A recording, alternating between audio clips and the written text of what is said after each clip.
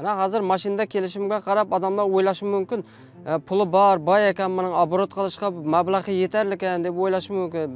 Biroq shuni erishishimga sabab mana yerimiz, shuning orqasida erishdik, mana mehnat qildik vaqtida.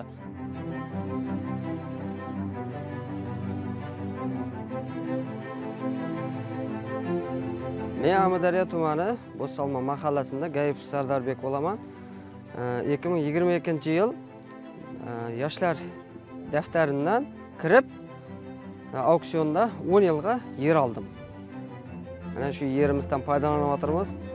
Былтыр ham shu tarvuz ekdik. Tarvuzlarimiz yaxshi bo'ldi. Daromadlar ham yaxshi bo'ldi.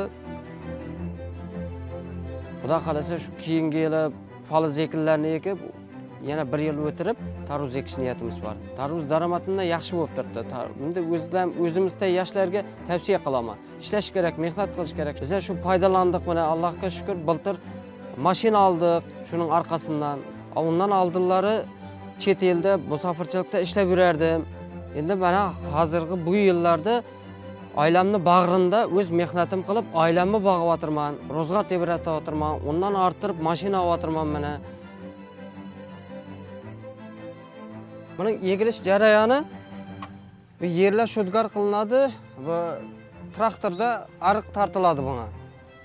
Keyin shu salapandan oldin egib chiqiladi bu. Tuxumlarni tashab egib chiqamiz, abban qilib. Keyin salapan tortiladi bu. Salapan tortishimizdan asosan shu salapan bu qizdirib, yaxshi ko'gartirib, namni tiyinda saqlaydi, bu namlikni saqlaydi bu salapan asosanda.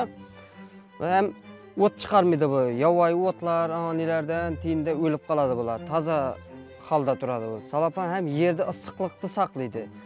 Bahor oylari niholda yetishtirishga katta o'z hissasini qo'shadi bu salapan. So'ng yirtilib netib qoladi, u so'ng kerak emas bu salapan. Lekin asosan bahorda kerak. Bahorda issiqlikni saqlash uchun kerak buni. Tez ko'gartirib, tez rivojlantirish uchun kerak bu salapan.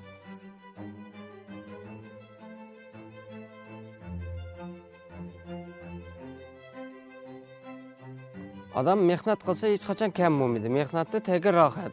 Mehnat qilgan odam sog'lom bo'ladi, baquvvat bo'ladi mehnat qilgan odamda. O'zim teng qator yoshlarga ham tavsiya qilaman. Masalan, mehnat qilish kerak, ishlash kerak, yer chopish kerak. Mehnat qilsang, oilangga daromad bo'ladi. Budan bir biznes. Maydonlarga, chet ellarga ketib, bir oila a'zolaringni sog'intirib yurmaysan ekan, shu elda yurib, o'z yurtimizda yurib ham shu mehnat qilib, dehqonchilik qilib topsa bo'ladi shu pullarni. Endi bir tavsiya qilaman shularni.